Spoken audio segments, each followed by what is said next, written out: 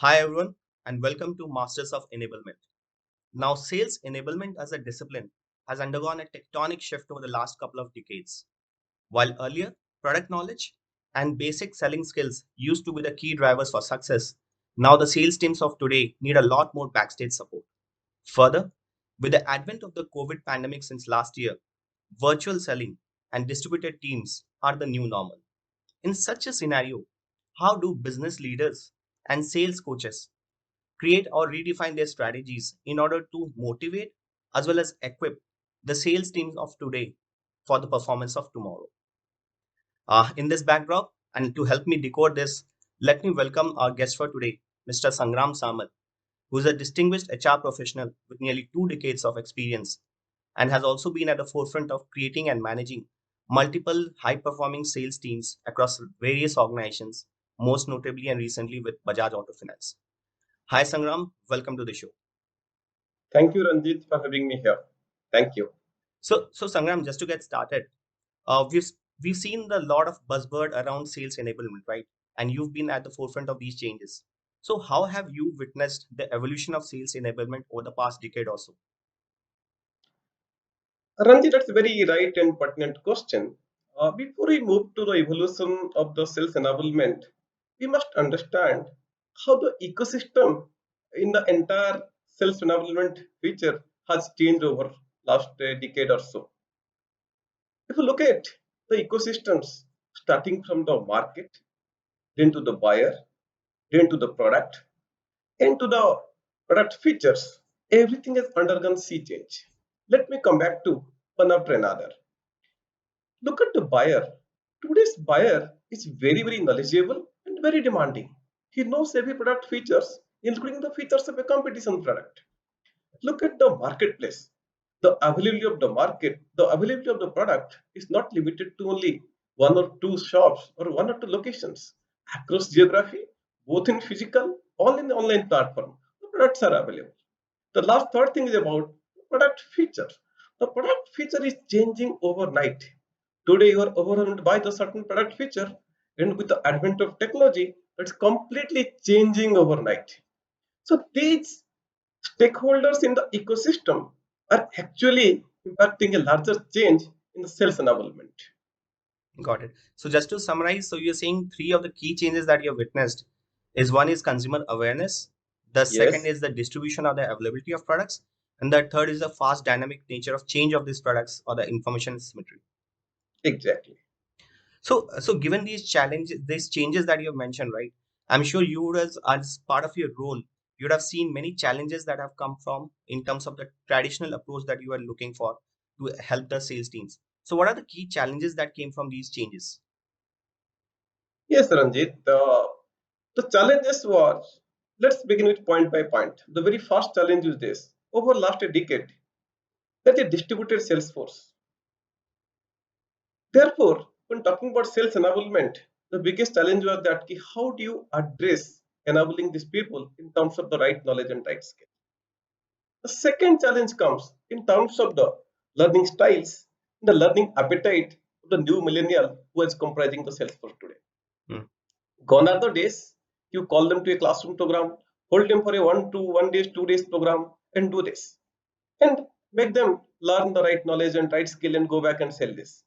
Now, there are two dynamically changing things are coming together. One, the millennials are not ready to learn for 2 days together. The second thing, as I mentioned in my first answer, the product dynamics is changing very fast. So today, what you taught them is obsolete tomorrow. So putting all these three challenges together, the biggest challenge is coming. How do you actually design a sales enablement platform that helps your employee to have their right capacity, right capability to handle this scenario? So, Sangram, that's insightful. But now let's get a bit tactical. So, as a role leader or as a sales leader, how did you look about mitigating this challenge? So, what kind of interventions did you plan out? What kind of actions did you take in your organizations that help you mitigate these challenges of distributed workforce, changing and dynamic industry, and so and so? So I think the answers will begin from the response which I gave earlier. Let us again go one after another. Now, how do you manage a distributed sales force? And also, how do you manage the learning appetite of the new millennial? Over research and over my experiences, what you realize is this: we have to forego the traditional and conservative method of classroom programs.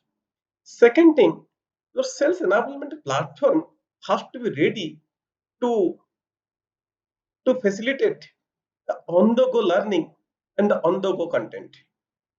So therefore, in the last couple of years, we have moved to bite-sized learning.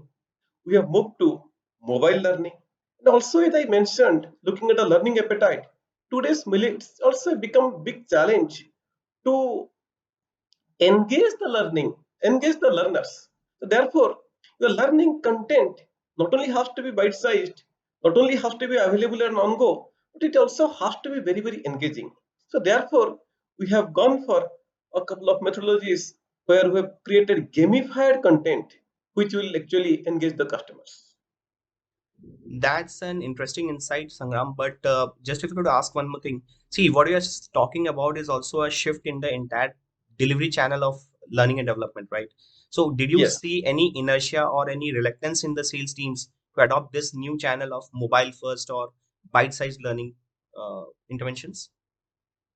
Normally, theoretically, if you speak, people resist any kind of change. However, for a surprise, while I initiated this kind of changes in my organizations I worked, I did not find much changes.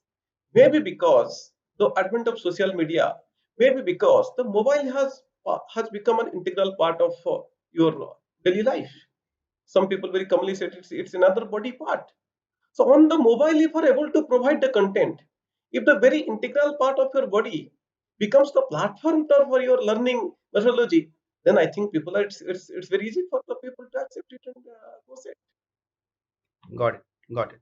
So once you implemented these kind of interventions, change the delivery mode of learning and development and upskilling of your own employees, can you give us an example of any tangible business benefit that you saw by implementing these kind of interventions?